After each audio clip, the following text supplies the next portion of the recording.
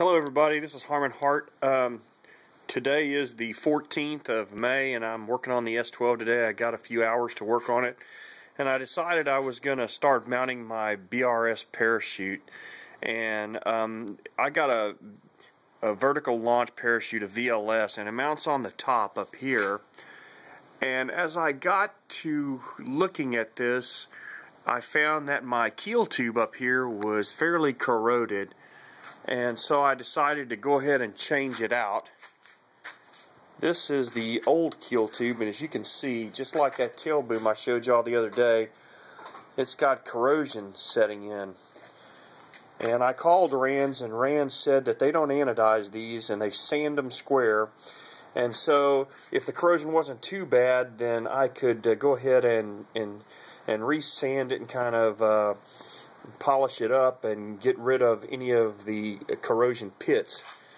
And then I looked behind the voltage regulator where it was mounted, and that's some pretty severe corrosion.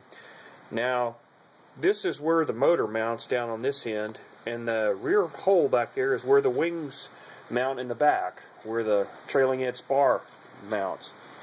Up here in the front is where the leading edge spar would mount. So really everything that hangs on the wings hangs on this keel tube, so that made me a little uncomfortable. So I decided it was only $150 for a new tube, so I decided to go ahead and spring for one, because while the wings are off and all of it's accessible, it would be a real simple matter to do. Later on, after everything's in place, it would be a nightmare once the engine's on and the wings are on to try to remove this tube. It would literally have to be disassembled again. So I decided to bite the bullet on the 150 and go ahead and do it now. And so I'm waiting for it to come in. But here's the fruits of my labor. The motor mounts removed. One of the things when you're working on a project like this, you want to stay organized. Everything I did is bagged. And every bag has a little note to me on it that I know what it means. And so everything is in this box, in this bag, for reassembly.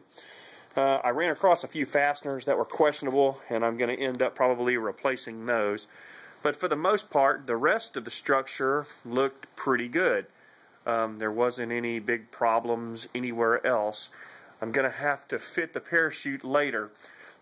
But I want to do all this before I get it painted, because I want it to be done in the correct order. So anyway, that's today's work, and more next time.